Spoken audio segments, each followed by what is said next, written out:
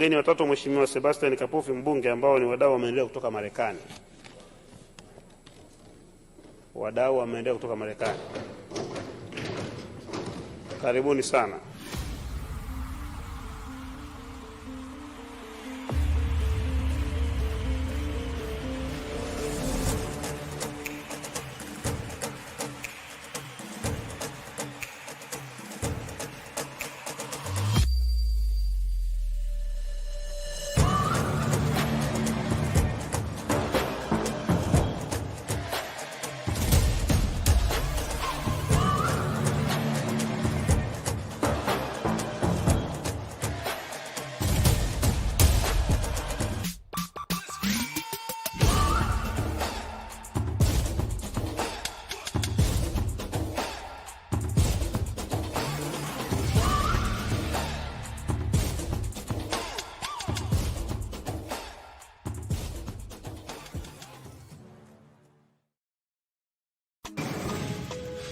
Container packed with supplies that need to make their way to families in Africa, like yesterday. You said this is a 53-foot trailer? This trailer is packed with medical supplies destined to the motherland. We need to help get these out of here.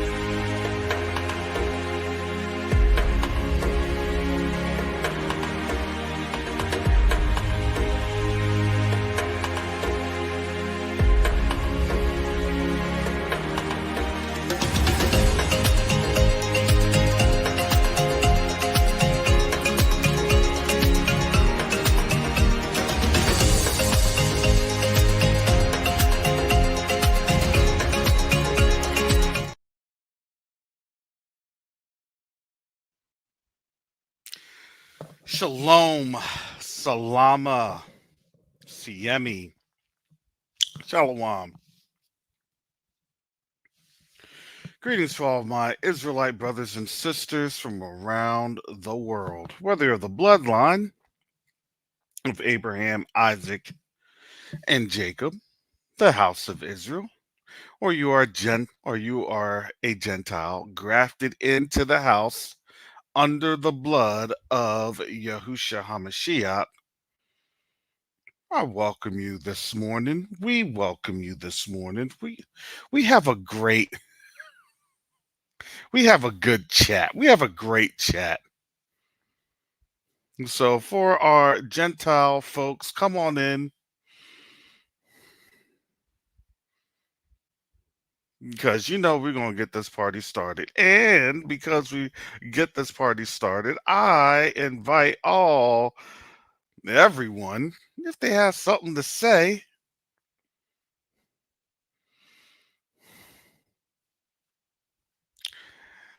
The StreamYard is pinned in the link or the chat section.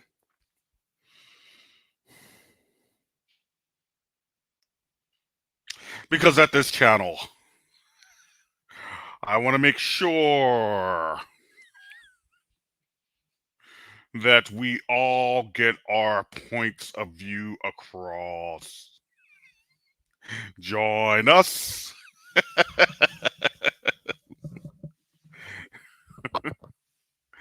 Oh, family, I'm not gonna lie. I feel 10 times better today than I did yesterday. Yesterday, oh, I felt like I literally had a bell in my head. Every time I'd move my head, it would just be that ding sound. The fun that you get with the sinus infection with a front coming over in these Florida winters.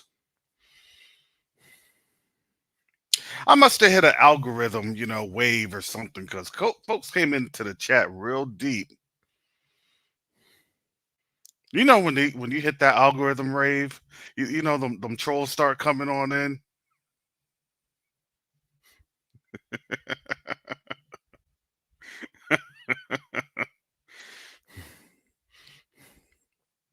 The trolls come out the algorithm. The trolls come out of the algorithm. The trolls come out. The trolls come out. I see that troll. He's searching the news. Google recommends, so don't be rude. He comes on in and let the trolling begin. The algorithm is his best friend. The algorithm comes out at night. The trolls come.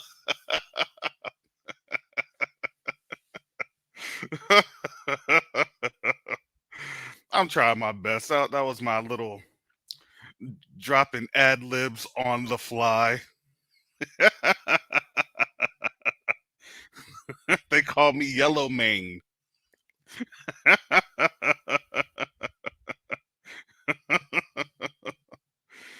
Oh.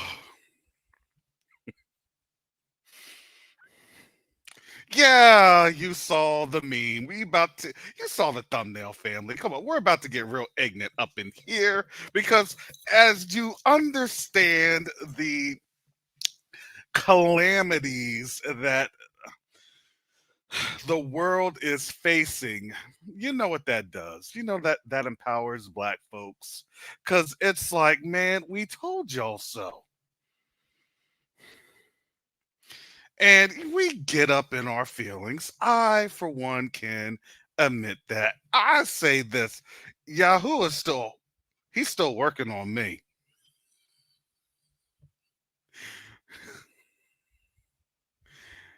But until that time comes where my perfection is perfected outside the land of my yours captivity. Well, I just gotta get a little bit ignorant up in here sometimes. Hallelujah.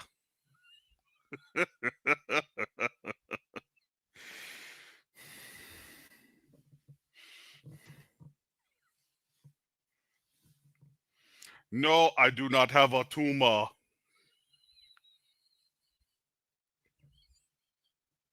Brother Karras does not have a tumor.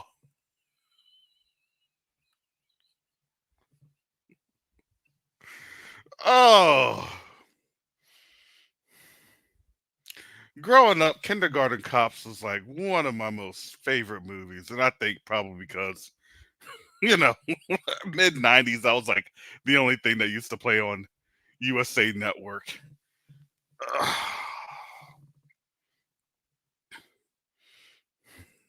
Sit down, Billy.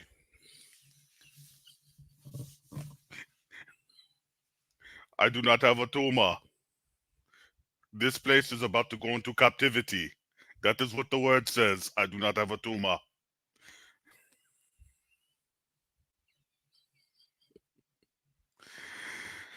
Oh,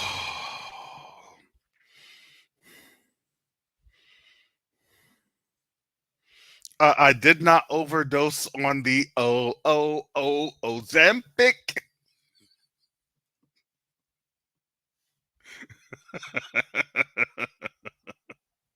Ozempic.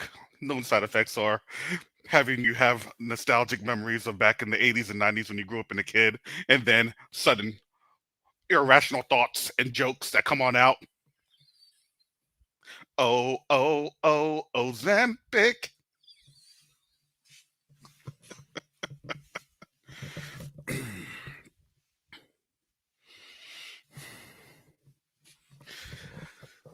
So easily, so easily, we have been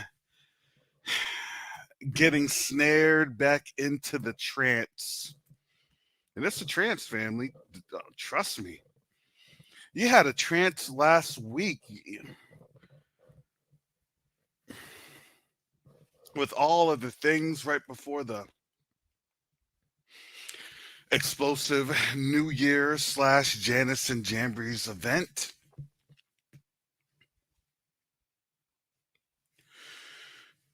With the attacks on what is held sacred.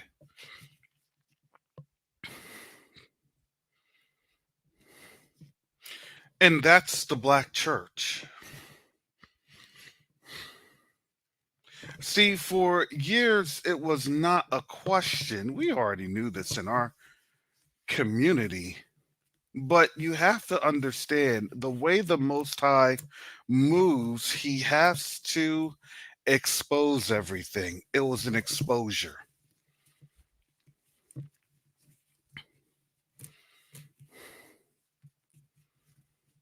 And that exposure was really the trance. Let's get sucked in. Let's talk about these things. Let's give these means. Not to say that they weren't all valid. No, of course they were valid. But it was to say that when you see that there are a lot of major shifts going on in the world, well, here comes now major news that don't pertain to those shifts because we have to entertain. You know, something that I had seen on the internet, probably through Facebook. It was probably a post I may have come across in my daily intake of ignorance and some facts, but a lot of ignorance. Let's be honest. Let's be truthful.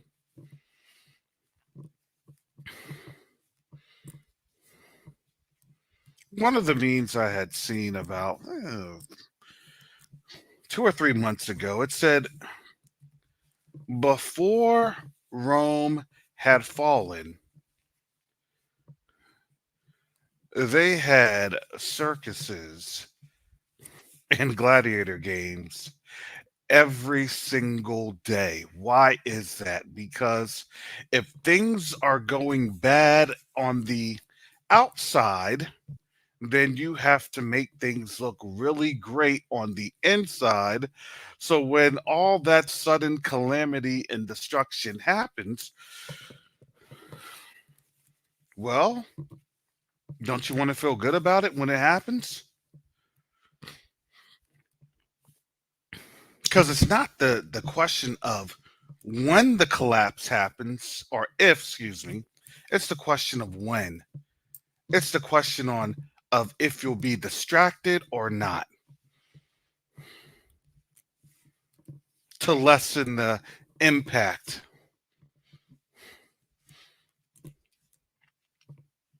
And you see this clearly illustrated in Daniel. When the Babylonians, or really in the context of historical, the Sumerians at that time just opened their doors to the Medes and the Persians.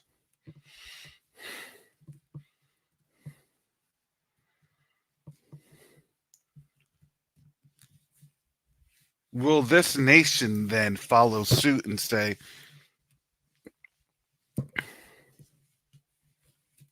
we're going to give up without a fight? Yeah, we understand. Yeah, we did that to ourselves. Yes, we did things that were, abhorrent. There's that, there's always that mode of self introspection, right? That introspective moment. Well, I could have done things better, and if you give me another chance, we'll do this thing a whole lot better. I'll do things a whole lot more righteous.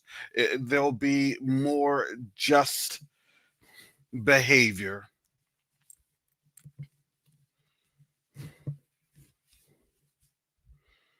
So, we'll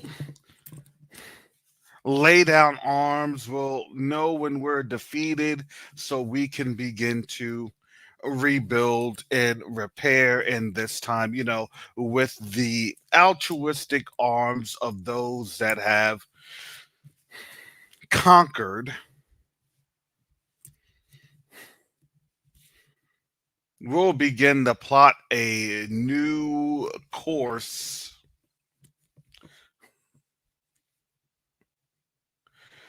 of creating something better. Isn't that what they always say? I think I'm trying to get that language, that verbiage down, but that's usually the synopsis.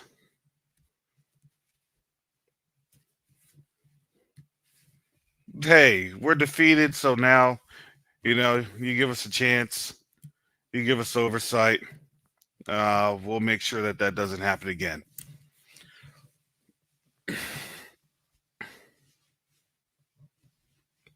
Deal?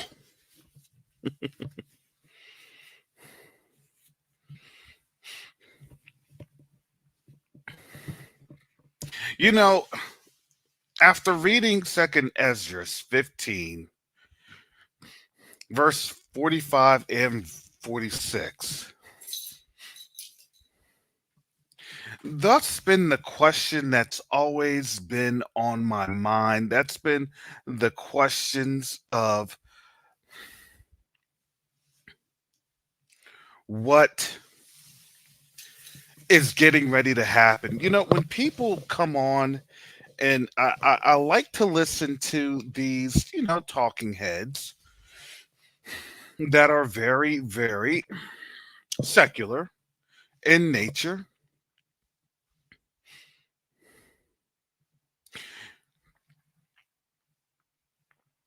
One thing that they cannot fathom, one thing that they have that spiritual block on, is how things are going to look in the biblical perspective. Notice that's why they don't even want to touch the Bible. If you've already been condemned in the word, then why are you going to touch a piece of paper that's already condemned you?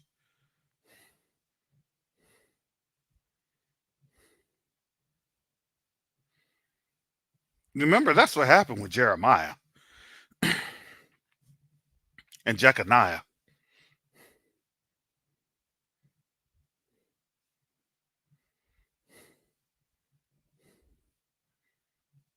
He said, I don't want to talk to Jeremiah because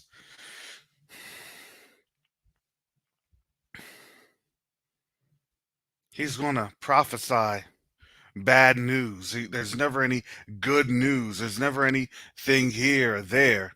And then he, in secret, met with Jeremiah. And he said, what did the Most High really tell you?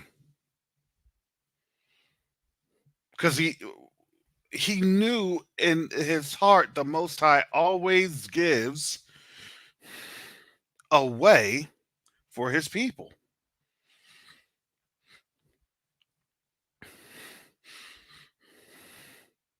Because that's what the scripture says.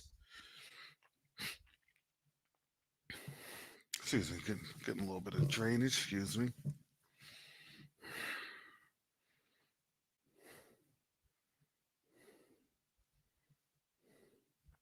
And so when the king called Jeremiah in, he said, "Hey, tell me really what did the Most High say about Babylon? These folks that's held in a siege. What? I know if the word from him comes through, it'll go well with me, and then perhaps may even be a blessing in the long run."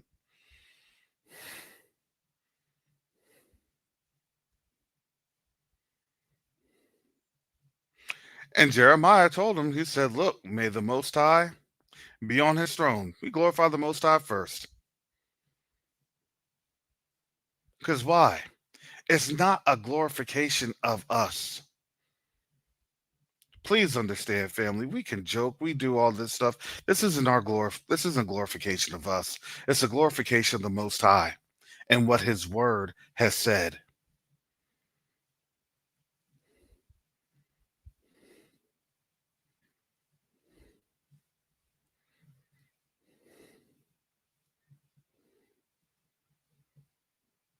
And he tells the king, he says, "Listen, this is what the Most High said." He said the Most High declared it. And he said the Most High declared it on his word, on his name, on his namesake. He said that if you go over to the king of Babylon, all will be well with you.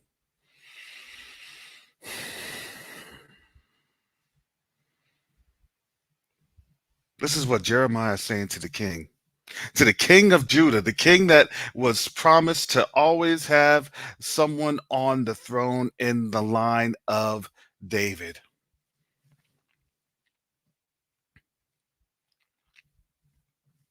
And he was given an ultimatum to basically step down, to basically flee, to basically concede. And Jeremiah was telling him, "Look, this is why it is happening. It is happening because of the wickedness of this nation. It's happening because of the wickedness of this people." See, these are the stories that are often overlooked by Eurocentric doctrine. Because Eurocentric doctrine is no matter what, you'll never take an L. That's incorrect. No, you'll take an L. But what the Most High will do, he'll allow you to prosper in that time that you're taking an L. Yes, thank you, Brother God. That was Zechariah. Or Zacharias, however the text was going. And then Jeconiah was the son that did the same thing and, fled to Egypt. It's all right there in the book of Jeremiah.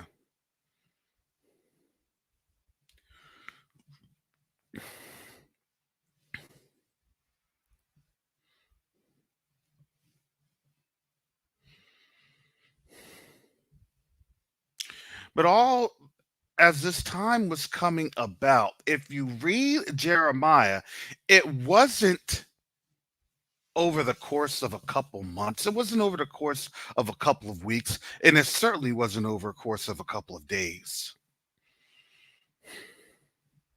It was almost 2 decades. 2 decades. Because why? Because the word had to go forth and spread on out. And I would ponder that the lapse of technology with the vastness of the kingdom probably caused that delay just because the information had to be disseminated.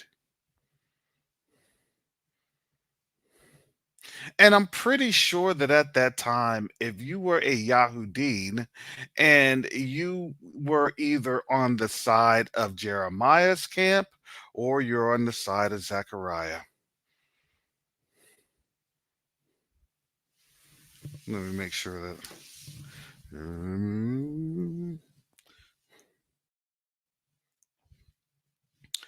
Sorry, fam, I'm getting this word on out.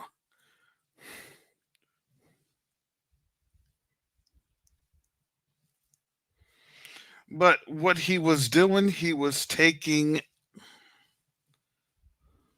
Zedekiah, excuse me. It was Zedekiah. Zedekiah. That's the transliterated name.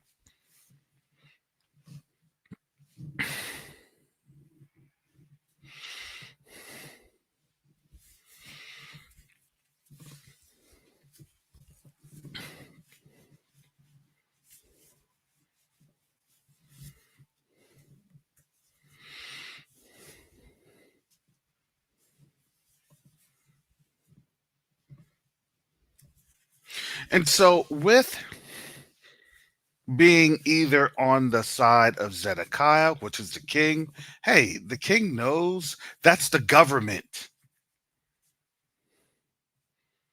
Or you're on the side of Jeremiah, hey, even though that's the government, look, this is from the Most High. And if he's saying this with these other prophets that have been saying the exact same thing,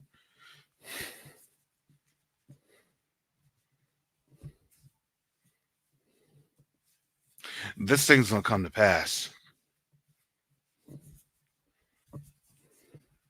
And so you had a lot of people fleeing,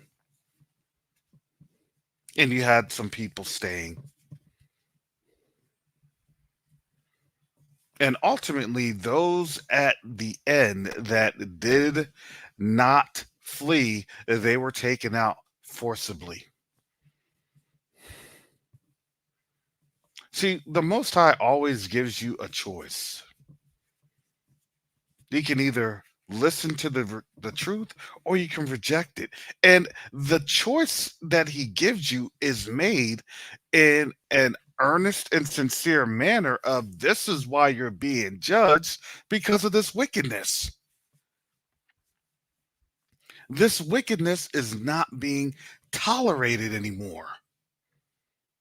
And with it not being tolerated, here are the remedies that this is what the word says that I will bring forth.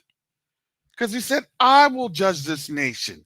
I will send this down. This is what we just read. We read this in Jeremiah 50 and 51. We read this in 2nd Esdras.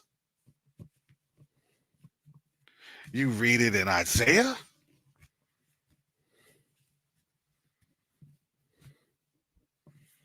And what does he do? He provides his spirit, his Ruach HaKodesh,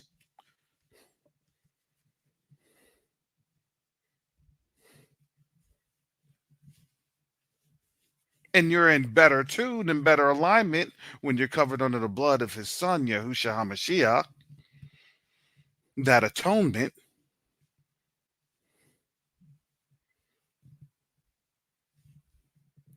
Father Yah in human form.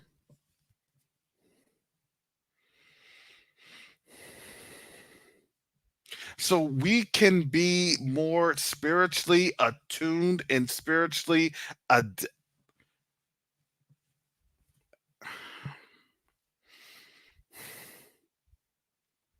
we're more spiritually in line to hear and understand. Because why? Because it's hard to understand what's happening when you're still in the trance.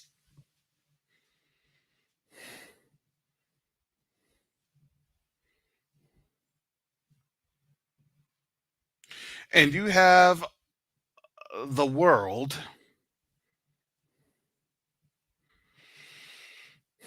that have spiritual brain tumors that they can't see, they can't smell, they can't hear.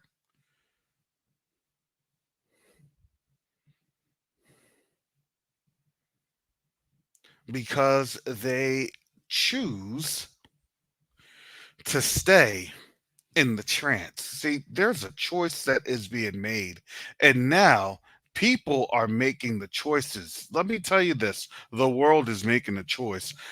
I'm going to present this video. Shout out to Mika at Swahili Nation and the folks over there.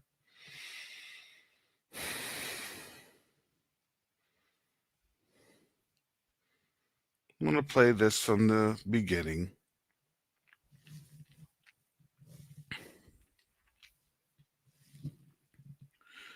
And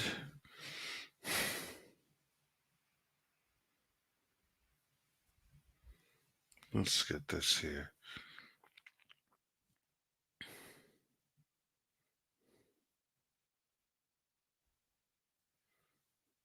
Fair use, fair use. And this was published 6 hours ago.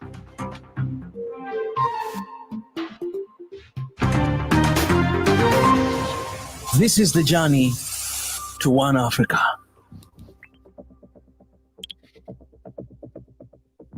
Saudi Arabia, Egypt, the United Arab Emirates, Iran, and Ethiopia joined the ranks of the Brics group on Monday, January 1. The 5 countries were to join the group in August 2023 at the 15th Brics Summit in Johannesburg, South Africa. Argentina was also invited but backed out at the end of December. The Brics group of emerging countries was formed in 2006 by Brazil, Russia, India, and China, with South Africa joining in 20. So sorry, family. There's a lot of errors in this, and I'll be in here to kind of clarify this. And I'll these are one of the points. So Brics actually did not start in 2006. It did start in 2001. It's in 2001. Let me continue because there's going to be a couple other small idiosyncrasies just with I think the AI conversion, but I'm continuing. 2010. It has since become an important platform for cooperation among emerging markets and developing countries. The doubling of its members on Monday is aimed at increasing the group's clout on the global stage. Global expansion. The newly expanded Brics has a combined population of about 3.5 billion people, with a combined economy worth over $28.5 tn, or about 28% of the global economy. The group. Okay, so another one right there, that would be $285 trillion. $285 trillion. So let's continue. Group's growth could mark a shift in the geopolitical landscape, although analysts remain uncertain as to whether the expansion will be a help or a hindrance to Brics members. Some experts say that differences within the group could weaken decision-making and Brics' power overall. However, Brics countries are hoping that the expansion will lead to greater representation for emerging economies and a chance to move away from reliance on the US dollar. In August last year, Brazil's president So that's US dollar, not US baller, US dollar. Called for Brics nations to adopt a common currency for trade and investment between each other. Russia's presidency. Russia took over the Brics presidency on Monday, following on from South Africa's chairmanship in 2023. Under the motto Strengthening Multilateralism for Equitable Global Development and Security, Russia will hold the chair for 1 year and will host the Brics annual summit in Kazan in October. Russian President Vladimir Putin has said he plans to increase Brics' role in the international financial system and will spare no effort to ensure that we facilitate the harmonious integration of new participants. All right, so let me give you the details of that with what you just heard from Russia's President Vladimir Putin.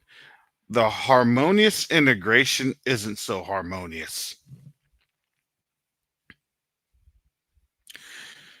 It's a policy of peace, right? Through destruction. See, it's going to be harmonious, but somebody has to be destroyed in the process.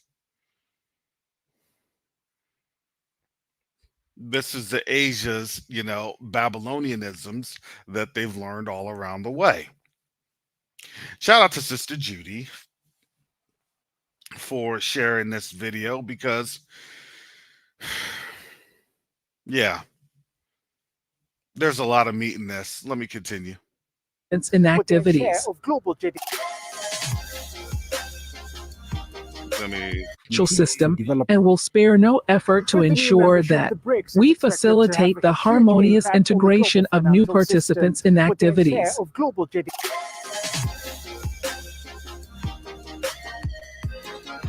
All right. That was from Swahili Nation.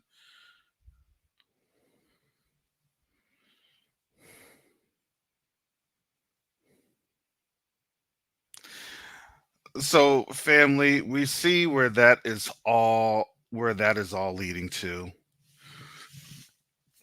Like always, I will share that link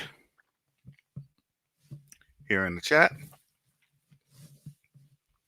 for your viewing pleasure. And here is something I also want to share because you have to understand in this time, in this timing, we have to realize that as things get too close, right, the way things move, they're not going to move in that pattern to where we can wait a few months and then produce a piece and do this and do that. Let's bear with me, family. Bear with me because I want to be able to cover all the bases here. So you all can get a glimpse of the understanding that I'm trying to present here. So this is from the Wall Street Journal.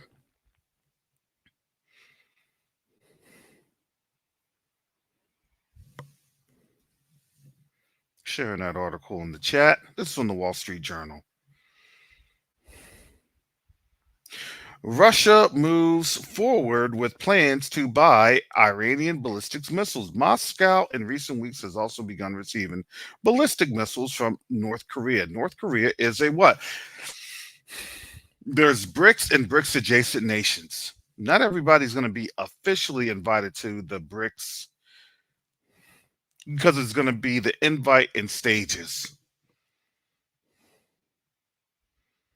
But rest assured that their economy has been spurred or basically supported by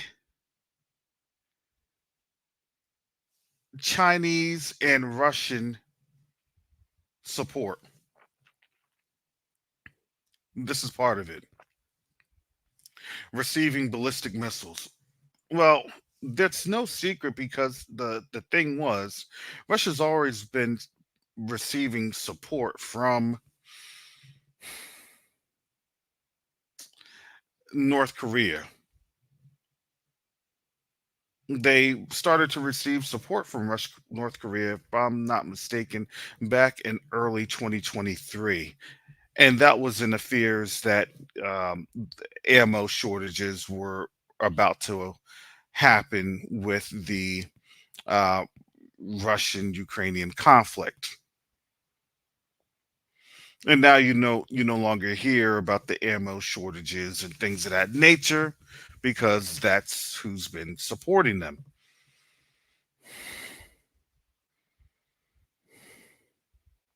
But let me explain why this is so important and what the takeaway is that they're not expanding on in this article. This is published today, January 4th, 5:30 a.m. by Gordon Lubold and Falcon. It says here Russia is planning to buy short range ballistic missiles from Iran, a step that would enhance Moscow's ability to target Ukraine's infrastructure as a critical moment in the conflict, U.S. officials said.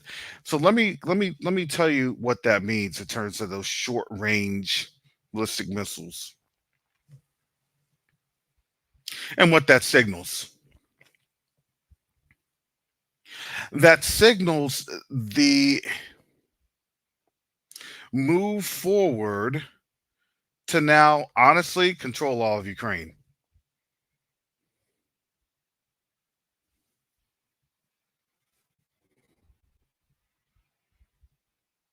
And if they're talking about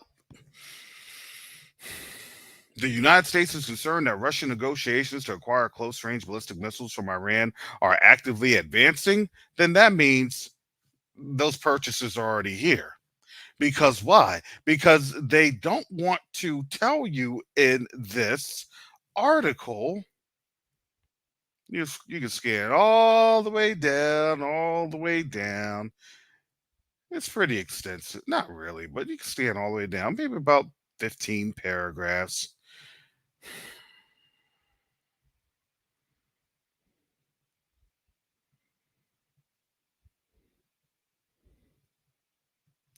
Nowhere does it mention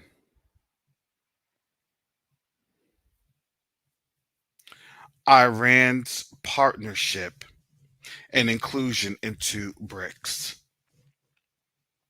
See, family, you have to understand what things are saying by what is being omitted.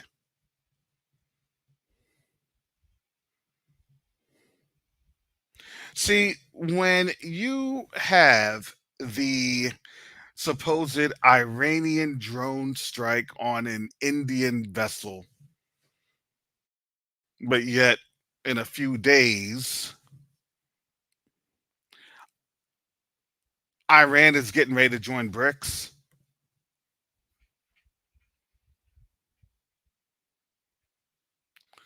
We have to be cognizant of why things happen to begin with.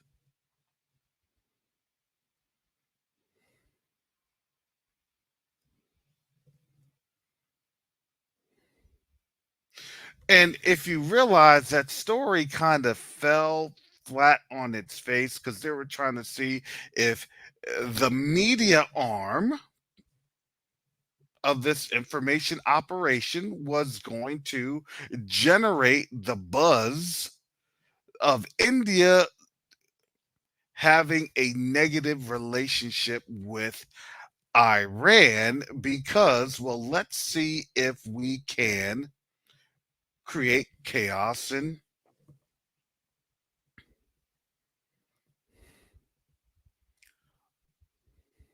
confusion.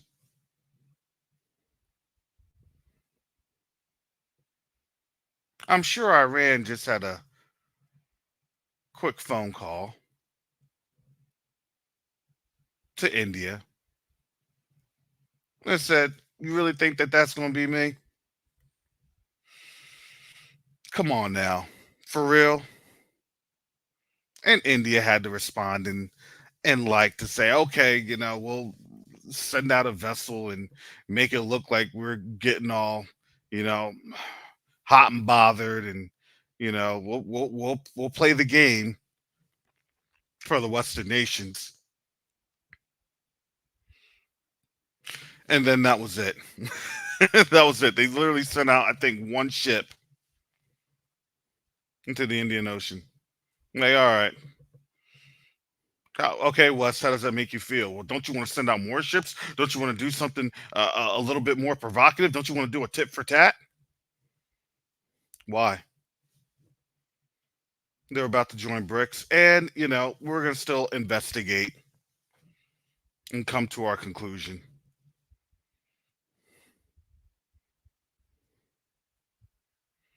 Has anybody heard about the mishap drone strike since then? I'm wondering because I haven't heard.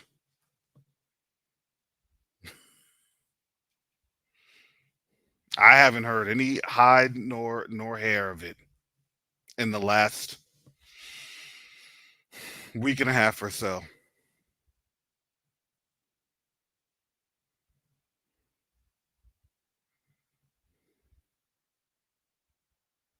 But it was awfully convenient that that happened right before January 1st.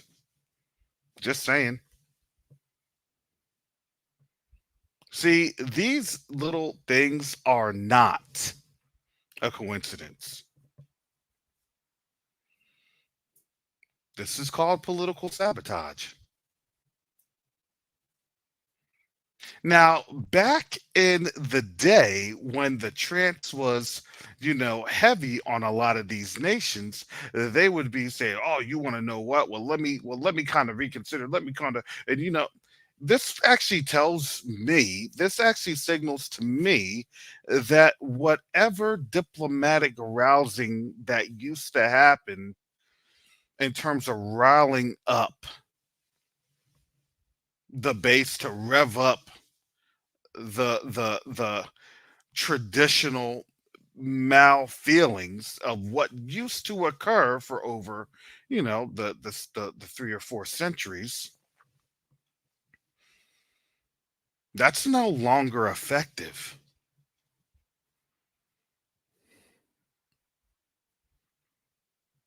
And because that happened, shortly thereafter, well, I can't get India to do the dirty work anymore.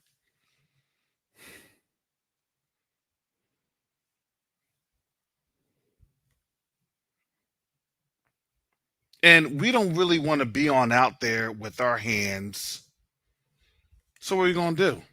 Well, now we got to give these Houthis the ultimatum. And that article came on out yesterday. But understand that the Houthis have these short range ballistic missiles from Iran. Why would Russia get short range ballistic missiles from Iran? Simply stated, because these short range ballistic missiles have been field tested and operationalized.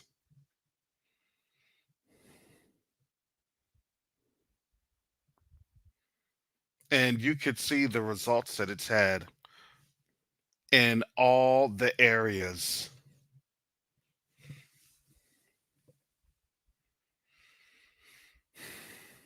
You're not going to buy weapons of junk. No, you're buying weapons that are, hey, look at what it did here. Look at what it did there. Look at what it did there. Look at here. You see the article?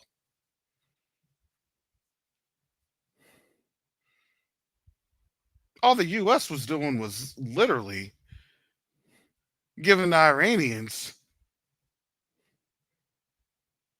free publicity and free marketing.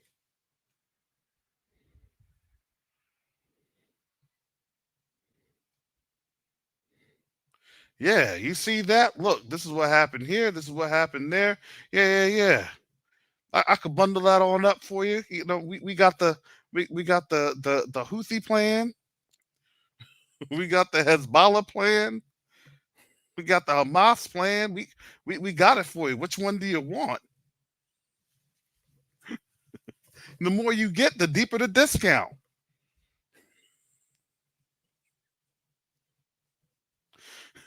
Buy it all here at the Iranian ballistic missiles bargain basement.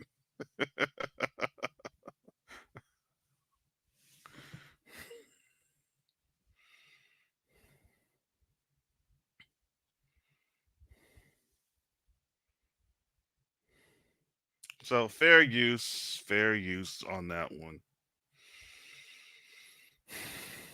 Yes, Sean, I see the Strait of Gibraltar.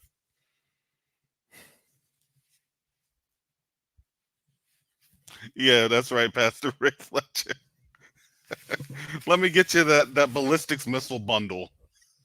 You want the S-300 capable? That will be $5,338,000,000. And I could throw in a couple of other land attack cruise missiles if you'd want.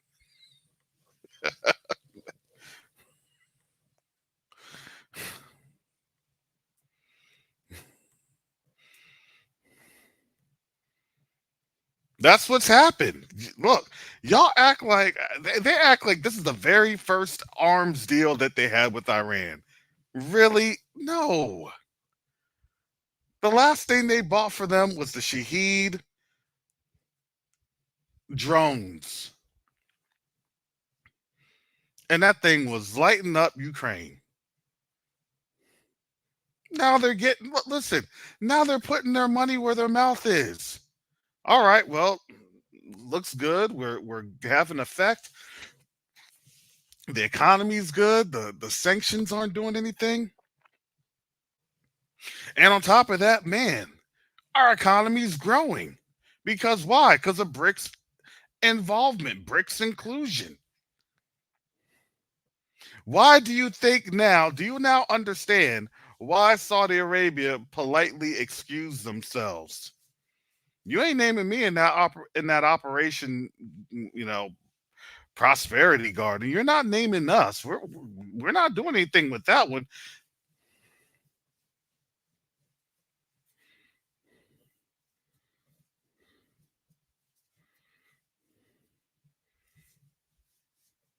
We listen. This is the operation that you gonna rough it alone because it's called Operation Yo Fault.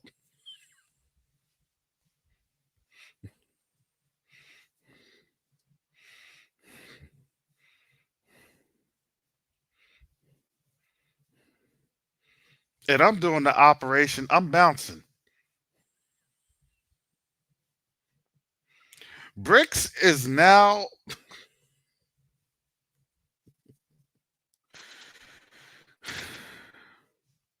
Brics now has a lot of purchasing power. Believe it or not, now courtesy of the United States, because now you understand with your petrodollar that a large piece of functionality of that petrodollar then went over to BRICS.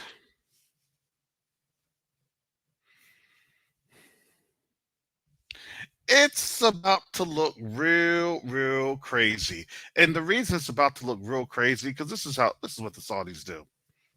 Let me show you what the Saudis do, because I've seen this in action, and I paid attention to this in action.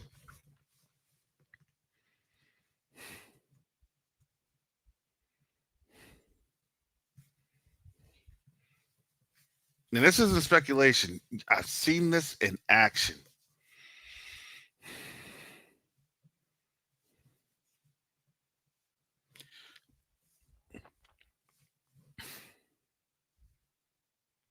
They're not going to make any major movements in BRICS in terms of dollars and things of that nature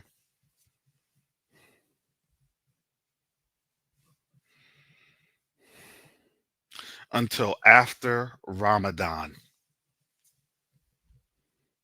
Mark my words.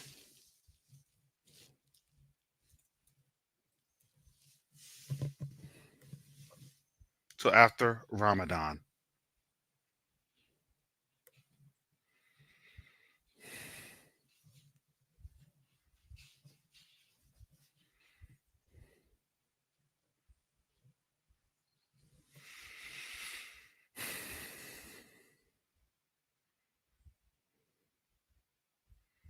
Yep, I said it. What does that mean? Well, technically, it's about 65 days and counting until you hit that Ramadan window. And Ramadan is going to be a different Ramadan this year. Because now it's preparing in a different light. A lot of self introspection of the Islamic faith. This is why the U.S. was trying to say, wrap things up. to that nation on the Eastern Mediterranean. Wrap up whatever you're wrapping up. Don't do things. Don't. We got to wrap it on up because why? Because right after Ramadan,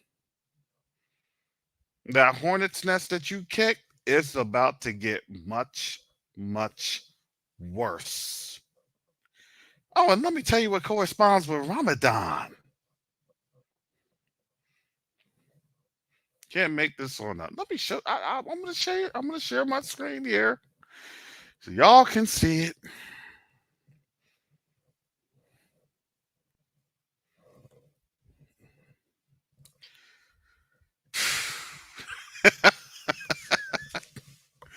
Oh my goodness.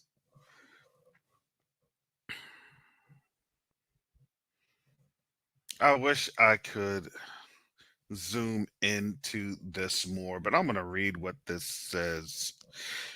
If you Google Ramadan 2024, it would say, what are the dates?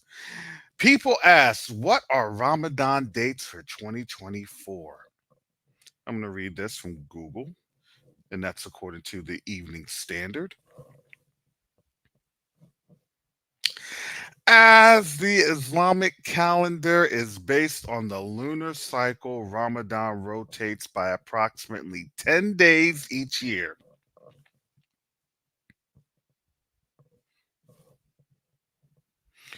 Next year, Ramadan is expected to begin on the evening of Sunday, March 10th, 2024, and conclude on April 8th, 2024. You can't make this up.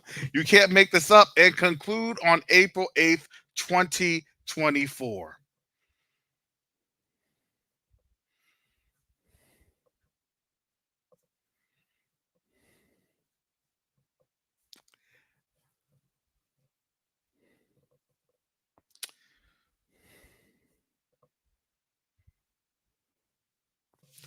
When is a solar eclipse?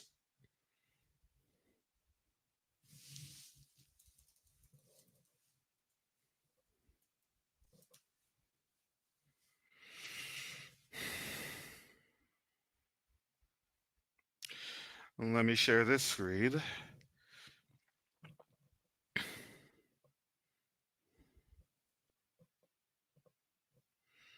According to Google, this is from NASA,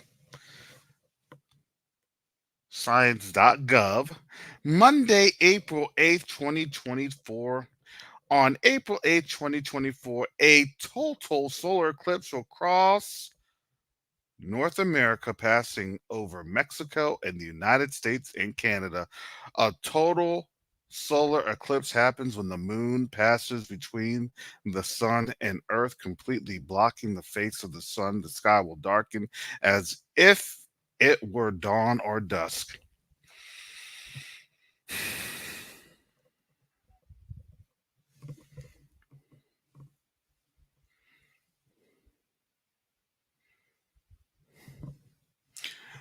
No, I don't have a brain tumor. It is not a tumor.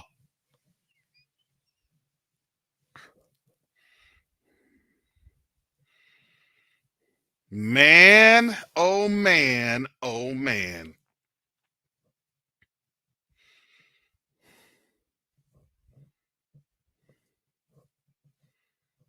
Do you not think that the Most High has already had this thing all planned?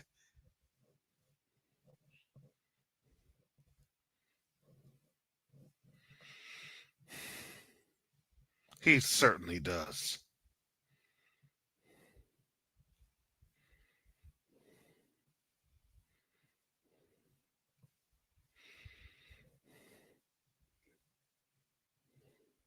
I know Yakoba's going to be bringing this out a lot more than me. No, I didn't take any cliff notes from Yakoba. But boy, oh boy. I'm just the hors d'oeuvre. Because I know Jacobus going to be bringing some things on out. He's going to be bringing out the scripture. He's going to be probably dropping Baruch.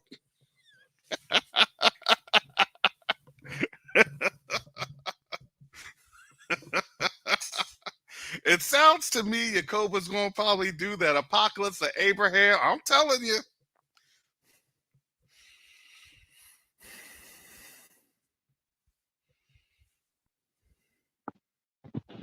Brother Mike. Shalom, Brother Karis, and to the family in the chat. Peace and blessings. When you was talking about that, Karis, the first thing that popped in my head was the eclipse, and I'm like, because I thought that Ramadan was like in October or something. No. It rotates, I think, every 30 some years. It rotates.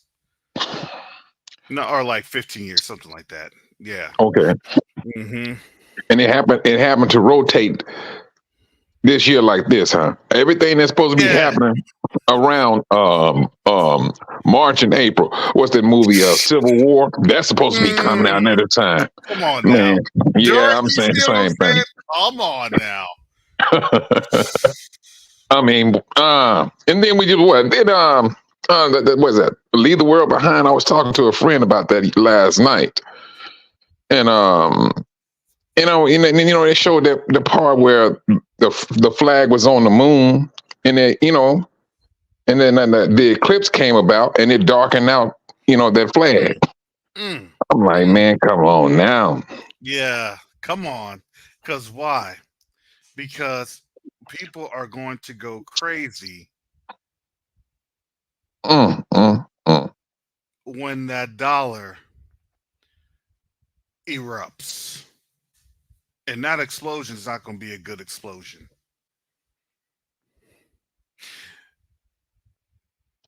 Back in the 1970s, the petrodollar was pegged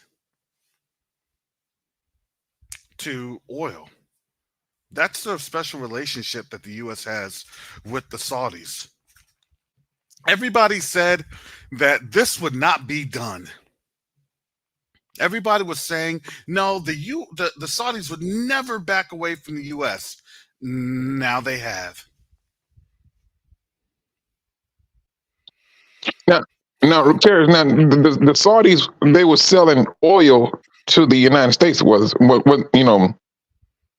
the United States getting oil from them or buying it from them? The dollar is backed up by the petro or the oil markets. That's why when countries are doing purchases of oil outside of the dollar, it undermines the authority of the dollar or the power of the dollar, because that was the whole point of the dollar being linked to oil. And all countries were abiding by that. And as sanctions had begun to occur, people were finding alternative methods to purchase oil outside of the dollar. And now this is what's happening as these methods are now finalized. So let me ask you this. So it's like you saying that the dollar's getting hit twice, really. When gold goes up, the dollar also falls. Oh, no. We looking at three different things. Then hold on. Yeah, it's a trifecta. Yes. Yes. Because you have bad debt, you have gold. Oh, and that's four then.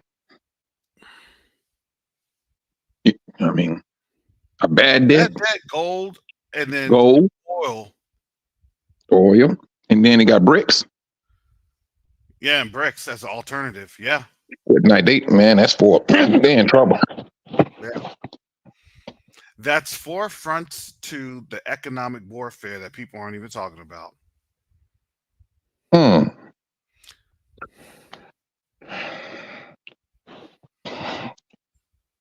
United States is seem like they're in the breadline.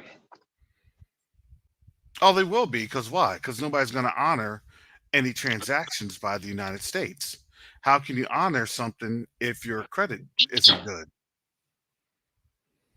I was just talking to my friend last night about that, and she was talking about that she has like 500,000 in of equity in her properties, and I mean, now mind you, now this is before I said anything about what's going on in the world, and she said, "Mike, it just seems like I need to go and move my money. I just got this feeling I need to move my money." And when she said that, I said, "You know what? That's not a bad idea." That's what I told her. I said, "It's not going to hurt you to move your money into some other currency." Because she said she just felt that something is not right. And she don't keep up with the news like that. You know, working full time and got people working up under her. Yeah. And you can just only imagine how many brothers and sisters out there like that. They just feel like, you know, there's something that they need to do when it comes down to this dollar. So listen, this is the crazy thing about this. What a lot of people don't understand. Do you realize that when nations collapsed because of the fact that there are parts of the nation that don't want to pay for other parts of the debt? What is that called in a corporation where corporations sell off in order to either reject the debt or try to maneuver away from that debt? That's a bankruptcy.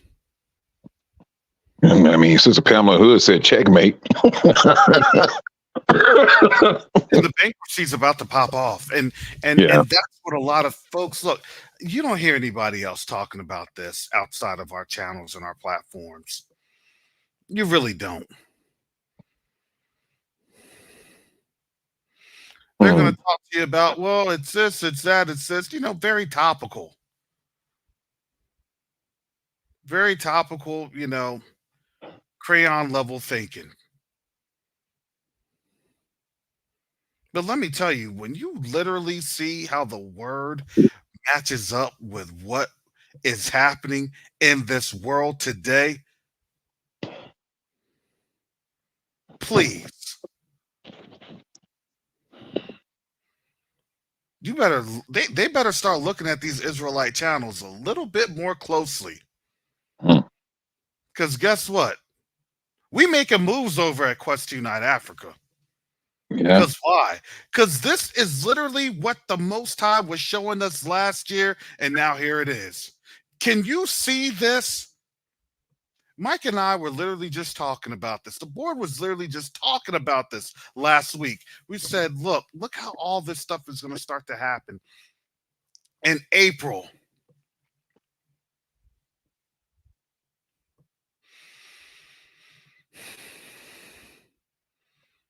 People want to act like, well, I'm going to invest in land and stuff like that. All right, go ahead, sit yourself on some ground and find out how to get water. Find out how to drill. Find out how to irrigate. Find out how to get electricity. Do your thing. But there's a lot more that has to take place when we're talking about critical infrastructure and economic development.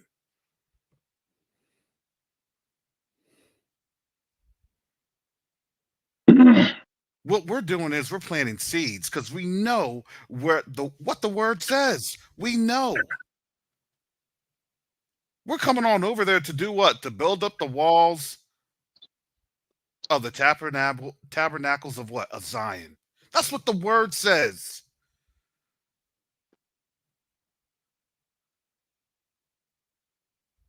Do you all realize we're about to do more work than we've ever have done when we get out of this captivity? We're actually not just going to sit there and say, well, we're just here and, you know,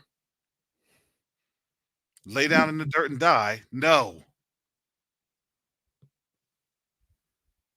That's what these nations are doing, especially in the West. Because now you understand there's an exit plan. It literally says it. 2nd Esdras 15:44. And for those that remain in Babylon, they will be at their service. Whose service? Asia. So you know folks are leaving. That's literally what the word says. That literally agrees with Jeremiah 50 and 51.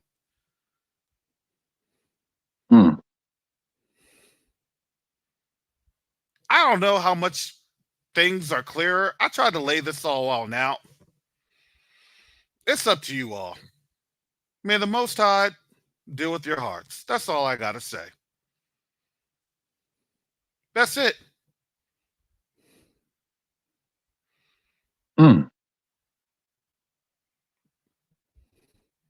We're now at the Elijah moment.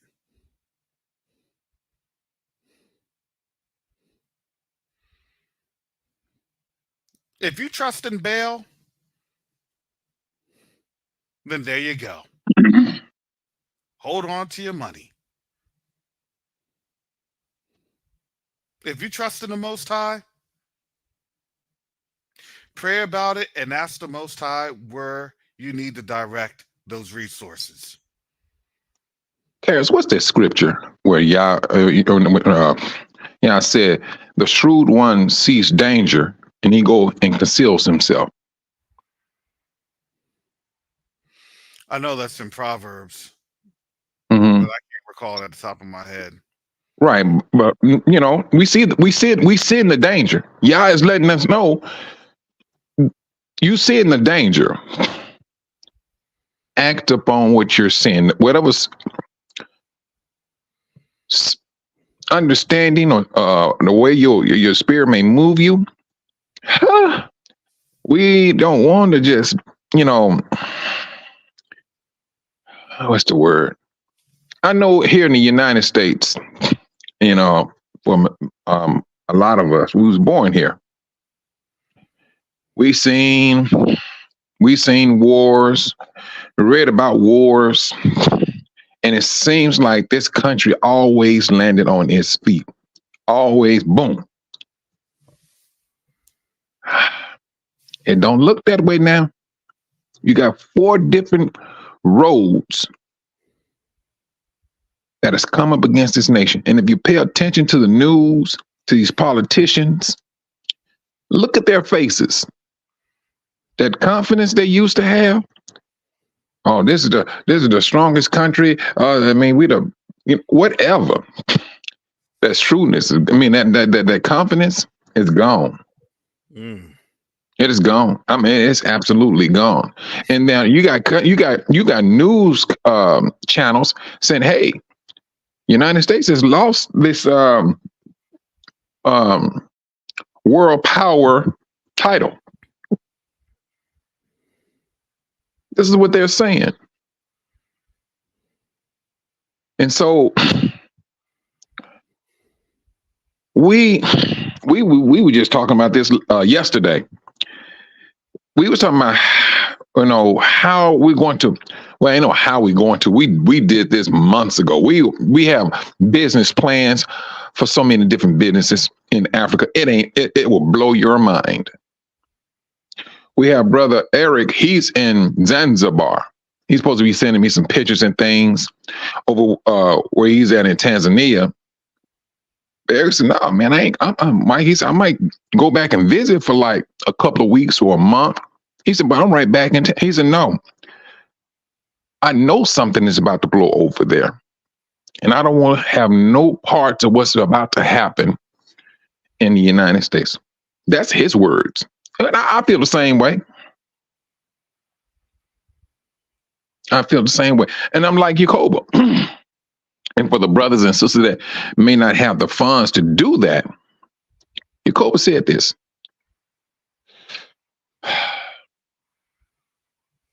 It's like if y'all does not come and get us, we're doomed. And we all know that. Everything you're talking about, March and April. Why is March and April so important now? Nearby for the whole world. of this year, 2024. That's what I'm looking at. All of these things that are supposed to happen around about that time. So let me put this into perspective, family. We remember in our awakening, right? This is how the Most High moves. The farther you're out from the target, the more blurry it is, and you really don't see how everything is shaping up, how everything aligns up. But the closer you move to the target, right? It's like when you're driving. And a perfect example of this is when I drive to Colorado sometimes when I used to live in Kansas City, you would start to see the mountains, the Rockies. And you really would start seeing the Rockies as soon as you hit the Colorado-Kansas border. But then it was still about another 2.5 to 3 hours until you got to the actual Rockies, and you could see the Rockies, and you could see, Denver right there as the Rockies are in the backdrop, and you could start to see. And then when you're starting to get up and into the mountains, you can see all the little cliffs and the ledges and everything perfectly because you're right there and you're touching the mountain. Well, let me tell you how this thing works. That's how the Most High was doing this. We could kind of see and understand. We could kind of feel, what was going on, because this thing didn't just start 2 years ago. This was literally, remember all the prophetic significance of September of 2017, and now here. This isn't happenstance. I'm not saying that April 8th is going to be the day. I'm not saying that. But what I'm saying is when we get to that particular time, things are going to start going crazy because everything now is thrown in the pot. See, everything, all the ingredients were being prepared, all the carrots were being cut, all the meat was being cut.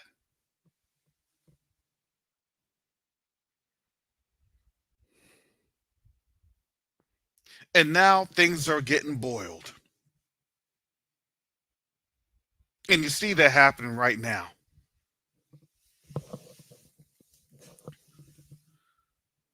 Don't let this place fool you, because this place will tell you everything's fine, everything's great, everything's this, everything's that. But they don't want to tell you what's happening around the world. And that's critical. That's critical. We're not at a time like this was last year. It's not. We're not at a time like it was 2 or 3 years ago. It's not. These nations aren't just here for a harmonious, non-violent exchange. No, they're telling folks, no, it's going to get violent. If you're going to come after the seat of power, you're going to come with everything you got. We done softened it on up, and now it's time to land blows.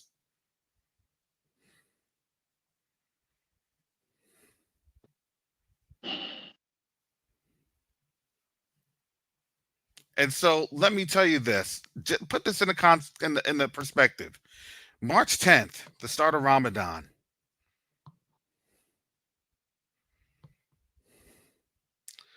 Is 95 minus 28, just a rough estimate, about 67 days away. 67 days away.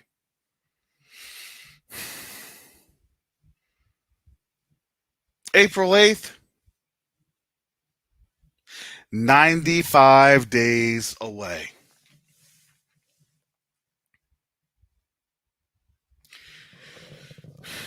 Do y'all realize that we're in the 100-day window? We're within a 14-week window. Technically, it's 13 days, or excuse me, 13 weeks and 4 days. We're in the window.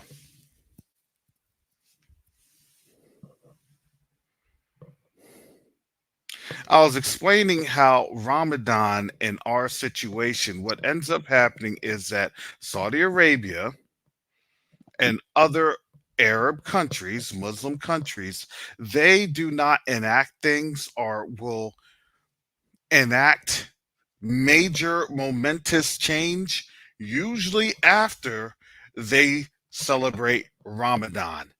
And I've witnessed that.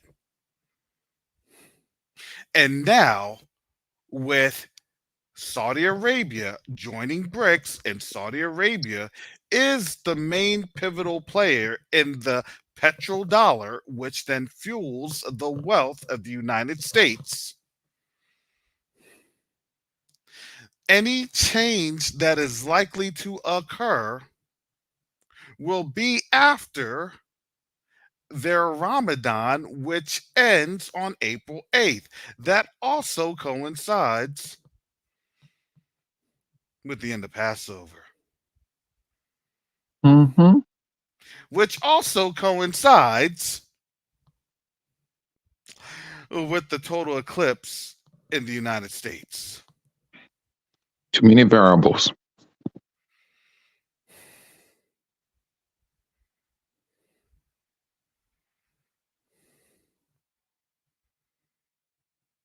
I just, if you didn't look or see, I put all those pieces together. I put that on shared the screen.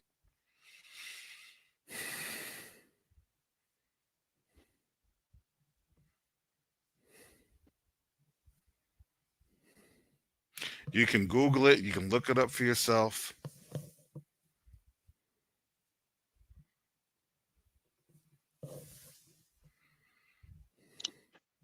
Now, I'm not going to make any predictions or anything else, but I'm just saying, now you see where we're at. You had a war, you had a rumor of war, you had all these things occur. 2022 was this, 2023 is this.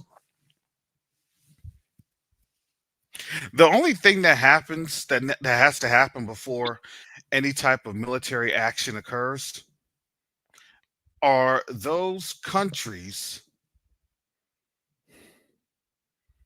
that are getting ready to conduct a military action or a military strike. They got to get their coins in order. They got to get their money in order.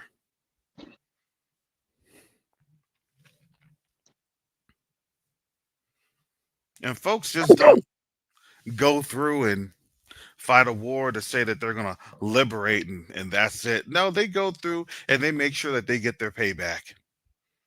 They make sure that they get their funds back. Which is why I have been hitting on Second Esdras 15 verses 45 and 46.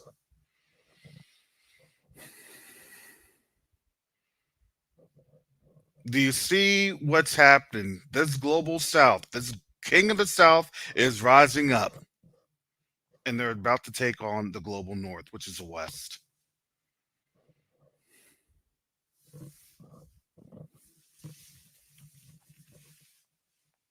And these countries, to me, it looks like these are the main proponents.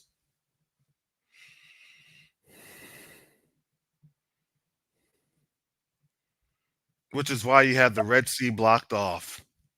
Because now they're no longer getting the resources that they want to get. It's over. All of the strategic naval choke points have been marked up. The stage has been set. The battlefield has been prepared. And now the nations are getting ready to coordinate. To me, it looks like you have all of the pieces on the board: manpower, armaments, naval warfare, and other electronic subterfuge to enable a battle.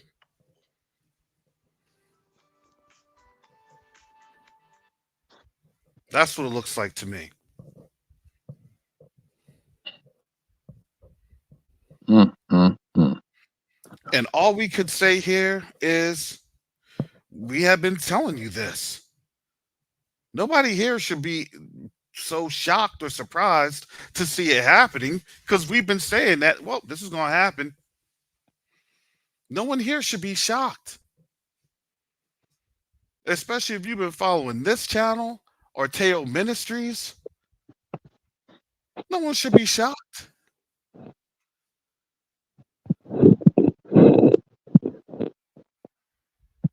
It's just, we know we want to be comfortable. Well, I just want to be comfortable with everything going out. I want to be we don't have comfort time.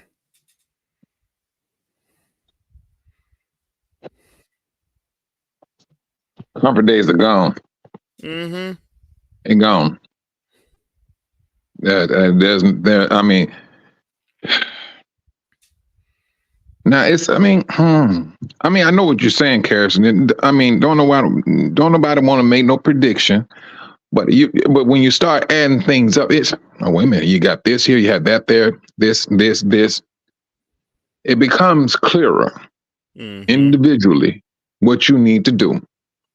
You see all of this danger on the horizon, and they telling you what they are doing to this dollar and what's about to happen to your country.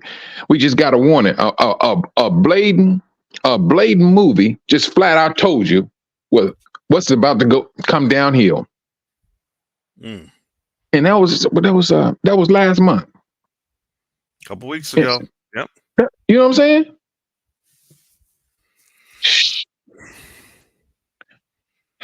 We be on meetings, brothers and sisters. We talk about things for our people and what we need to institute and what things we need to put together at Quest Unite Africa. That's what we do.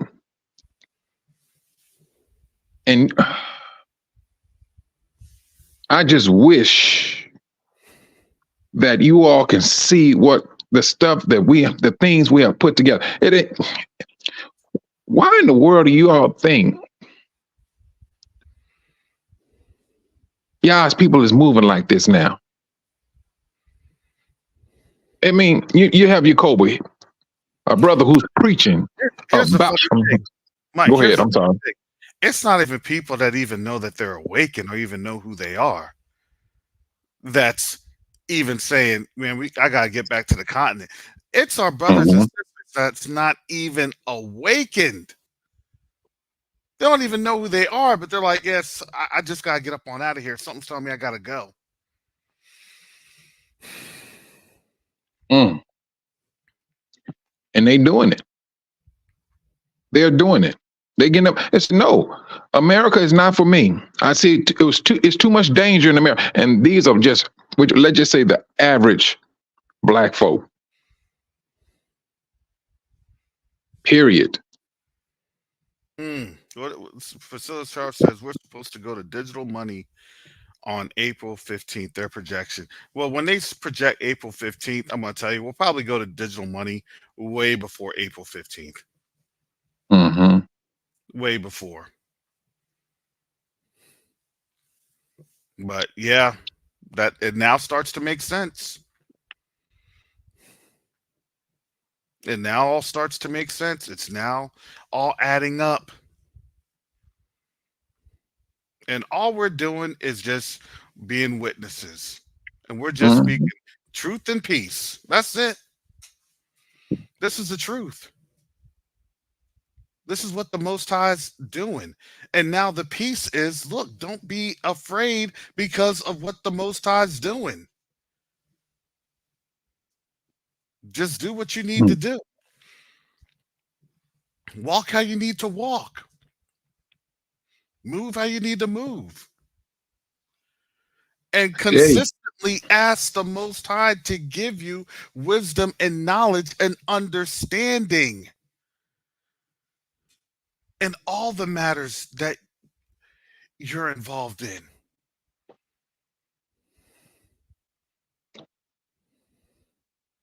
See, a couple of years ago, if this were to have happened, if we were to see what we're seeing literally March of 2020, March of 2020, 4 years ago, we would have said, yeah, right. yeah. I don't see that happening. That's a lie.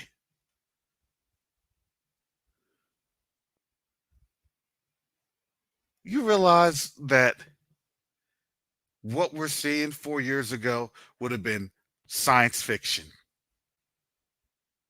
You're making it up. Funny story. 4 years ago, if you would have told an average person on the street that, hey, Saudi Arabia, the backer of this petrodollar, is getting ready to join Brics. Yeah, right. That will never happen. I doubt that will never happen. Come on now.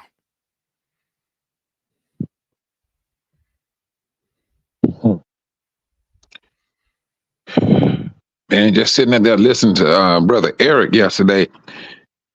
Man, I mean, he said, "Man, Mike, you talking about white sandy beach?"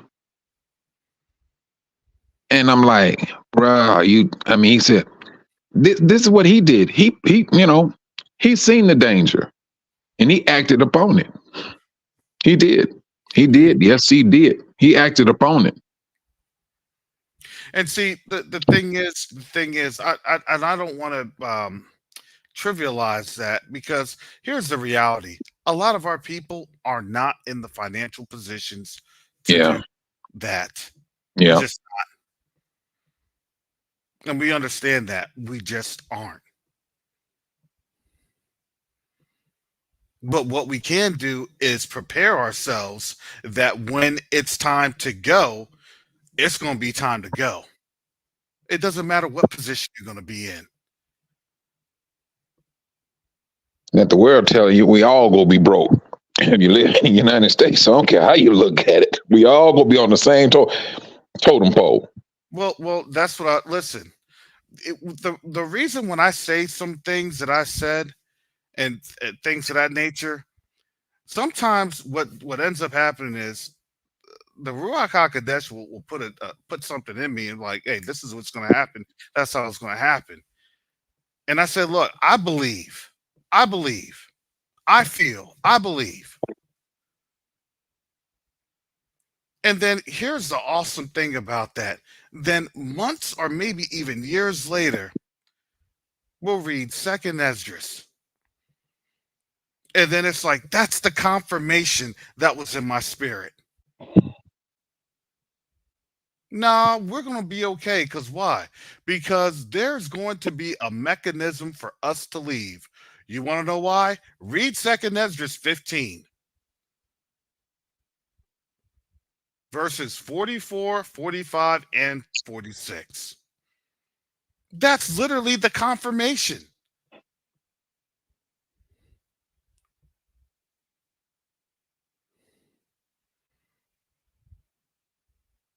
They're showing you what is literally going on.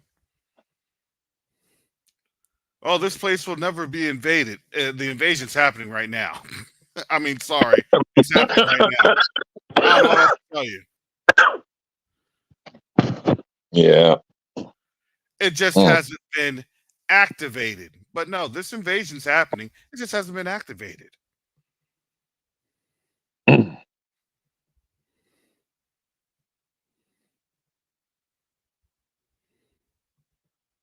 So now we start to see, okay, this is another dimension that the Most High is showing.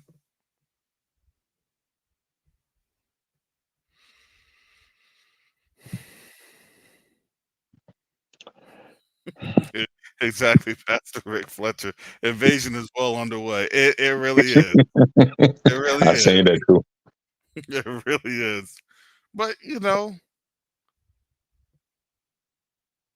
that's where we are at in this time.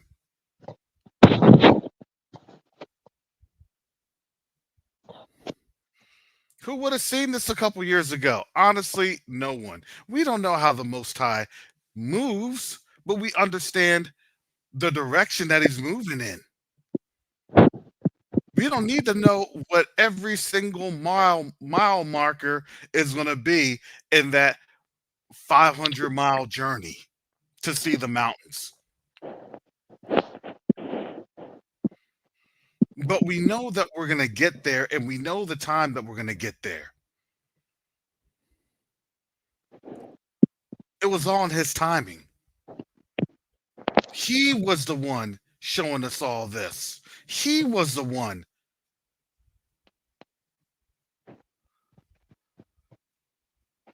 And now you see the nations. And just as they had conspired against us, now you see them conspiring against them. And now it's too late. You know, when you're at this point where people are sitting together at the conference table and they're signing agreements and everything else, you realize it's too late. There's no more political play. There's no more this. There's no more that. Now you just have to rev up for war. We haven't even gone into the commercial aviation executive order that was just produced for commercial transportation of presumed military goods. We haven't even gone into that. So you don't tell me that this nation doesn't see what's happening? No, they see what's happening and they're trying to prepare too. But they can't prepare in a way of a traditional preparation because why? Because that will literally shut down the economy. Because then folks will go into clamor mode and then it gets worse than ever. It'll get worse than ever. That's why I was trying to tell folks, look, this is a warless war. Because why? Because it'll never be declared. Or you'll never hear it be declared.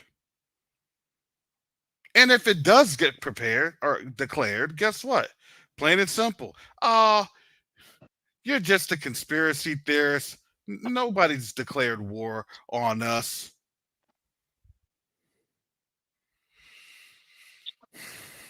You see how that goes? That's the trance. That is the trance. Brother Mike, any final words, comments before I shut this on down? We are in special times. And you know, and the thing about it, we living in one system, but we got two battlefronts. You have a system that is literally breaking down right before our eyes. Then you have another system that is rising up.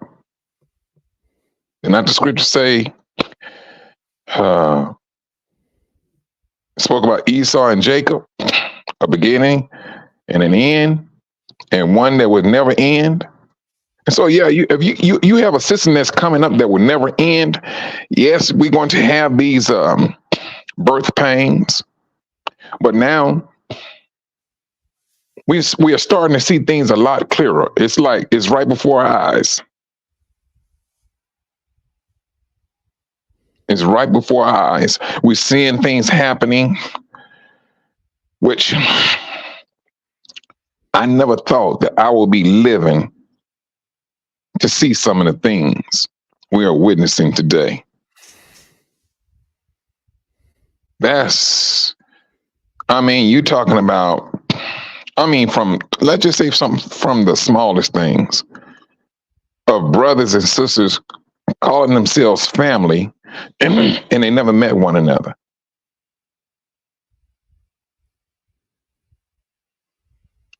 This is, I mean, and people are literally drawn together. Yeah, I said he was going to do. He said he's going to gather his people back together, and we are drawn back together. I mean, some may not click the way others may click and things of that nature, but you still recognize yourself as brothers and sisters, and that's what I'm seeing also. But until then, we got to stay alert. Um, let's not get distracted with what this world got going on with football, basketball, and whatever. It's all a distraction. It's all a distraction. And they go always throw our people out there first and foremost because they know if you want to get people's attention, throw or put our people in front. And especially the ones that can who don't mind being out there with a particular lifestyle where everybody be looking at them like, oh, and then, and they just want to keep it up, just to keep you occupied. Why is the devil so hard up on our people? He knows who we are and he knows what he needs to do to keep us and the world occupied. Mm-hmm. Let's just keep our senses and keep encouraging one another. And I say shalom to the brothers and sisters out there. Be at peace and watch your back. Be safe out there. I hand it back to you, Brother Karras. All right. Thank you, Brother Mike. All right. Well, family, definitely appreciate you all coming on in, taking a few hours of your time with me here at Covenant Awakenings. Thank you for Brother Mike jumping on. This is an interesting time. Less than 100 days. Wow. And I'm not saying less than 100 days of, till we go to Exodus and stuff. No. But this Passover season is going to be very interesting. Very interesting.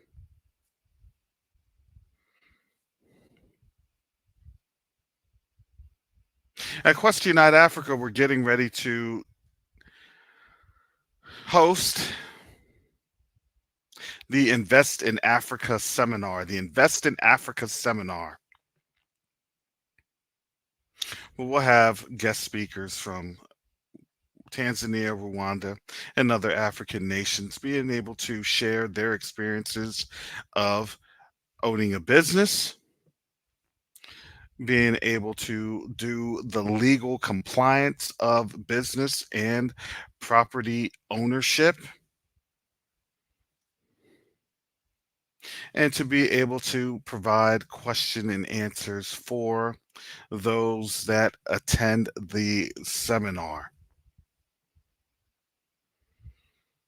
This is your chance to see what we do at Quest to Unite Africa, because we are trying to provide a framework of being able to get to the continent and establish yourself with minimal startup cost and fees. There are ways to do this, and we will present those ways from those professionals in those countries. And that is on March 31st of this year, March 31st.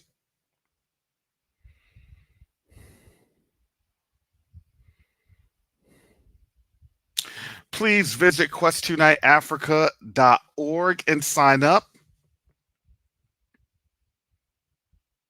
We have our early bird special pricing going on until March, or excuse me, not March, January 15th. January 15th.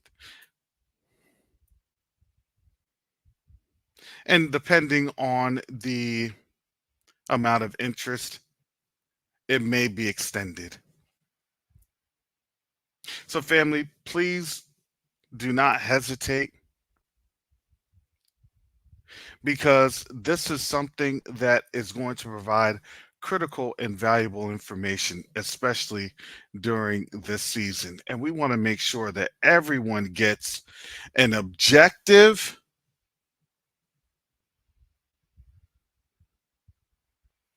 amount of information so you can make a confident decision. And that also gets you in front of the professionals that we work with on the continent.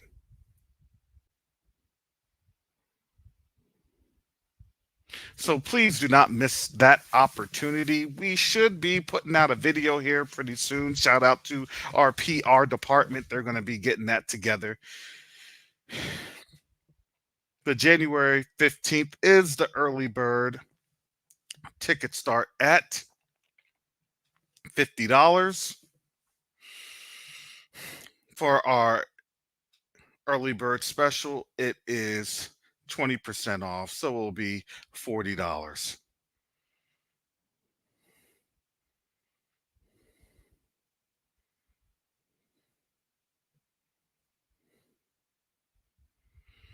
We'll discuss that more tomorrow on Quest 2 Night Africa Discussions. We'll also discuss what we're doing in terms of being able to have our 501c3 working for the community.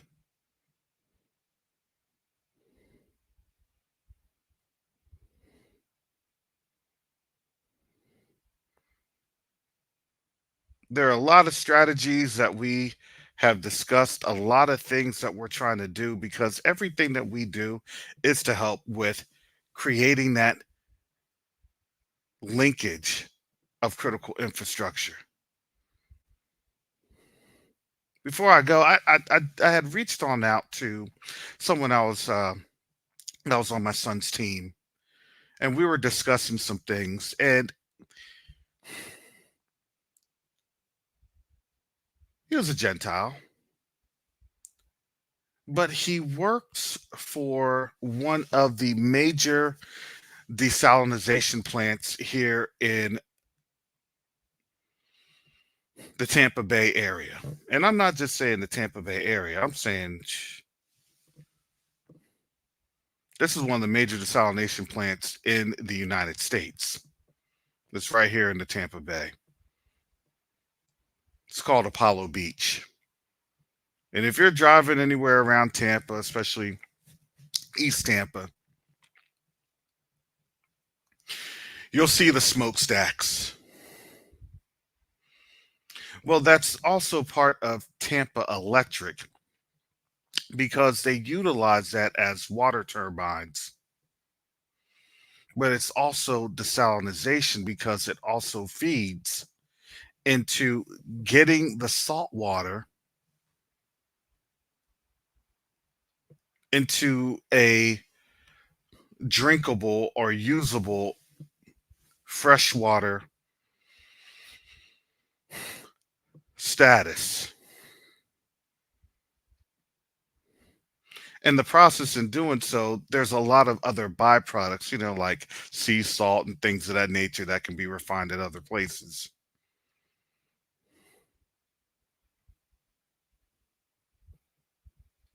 But this person I was talking to particularly, he works on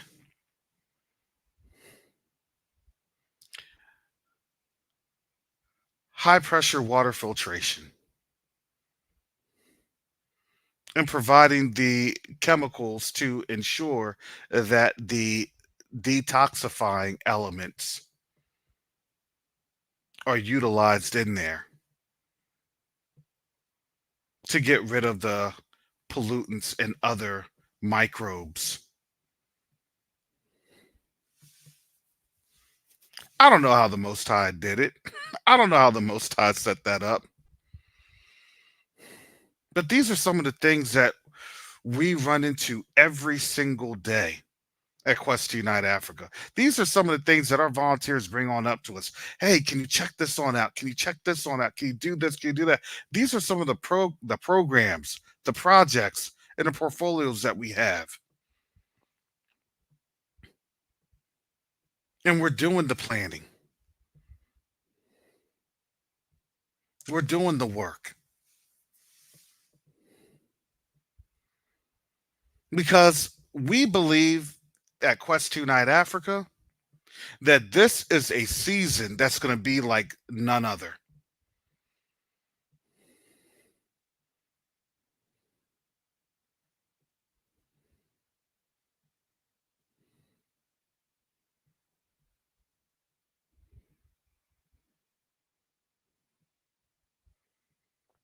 So that's just my little anecdote, but family, we'll discuss that a lot more and other things that we have involved.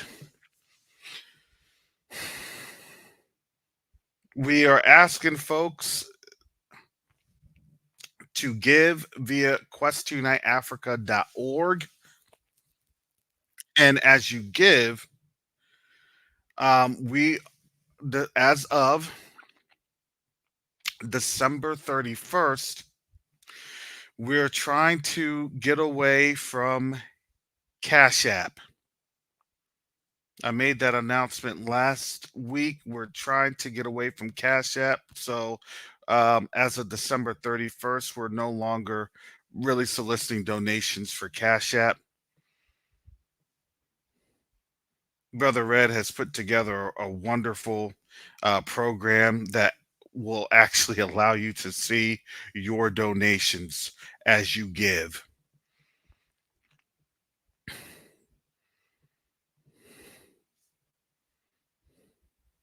In about 90 days, we will be discontinuing Patreon.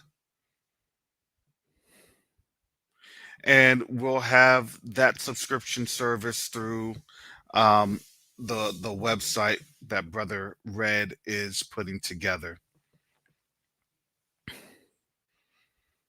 We were trying to have that out before the first, but you know, IT's IT. Couple of tweaks here and there, a couple of updates that's beyond our control, you know, but we should be on track for that release here in the next, hopefully, couple hours. Most High willing.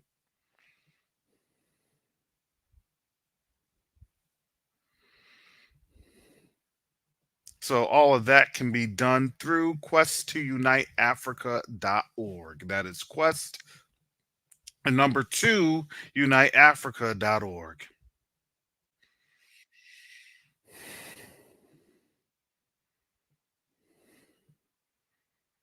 Family, I'm not here to try to scare you. I don't want to scare you. I'm not trying to promote fear. I'm not doing that.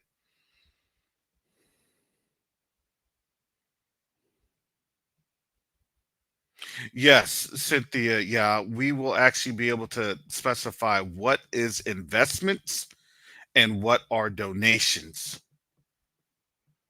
And there are other countries that have different vehicles to where charities, charitable benefit corporations, we're learning that, to where your donation actually starts to become an investment. Look how the Most High answers things. But we'll give you all those details during that conference, or excuse me, that seminar. Conference will be bigger. That's what we plan on doing in the next, couple more months. but we have to progress towards those steps.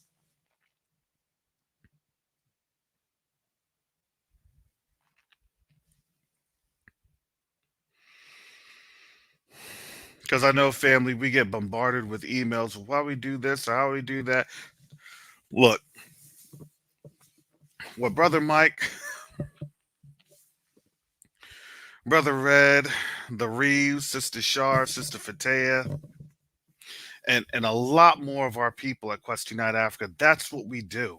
That's what we focus on.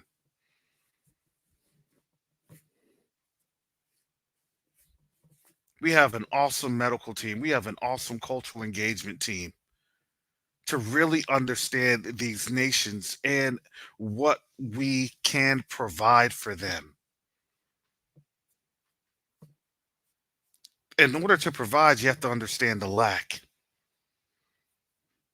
See, what we have is we have great minds, and that's not to demean them, but we have the West, and we have the understanding of the West, so we know how to translate that over.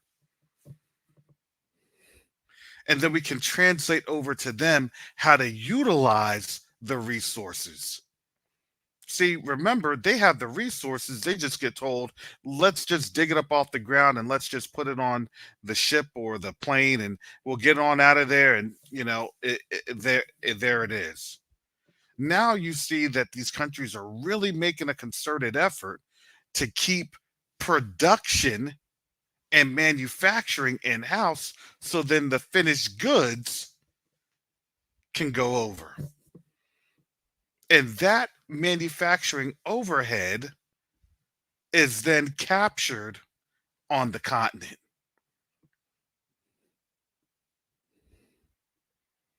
This is what we bring to the table.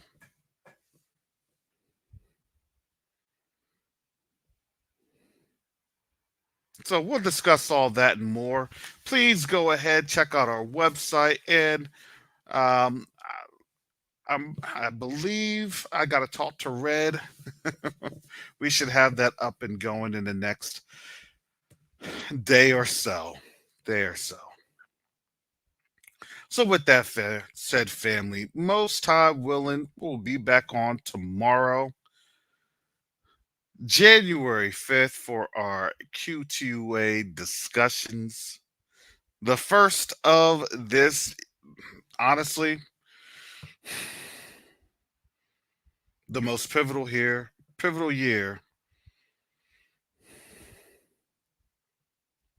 Is it too much of a stretch to say ever?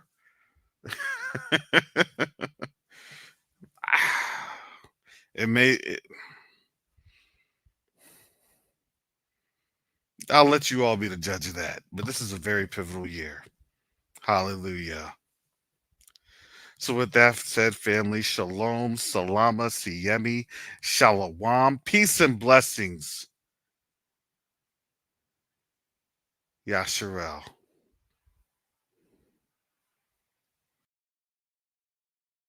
Tuna wageni watatu, Mheshimiwa Sebastian Kapufi, mbunge, ambao ni wadau wa maendeleo kutoka Marekani. Wadau wa maendeleo kutoka Marekani. Karibuni sana.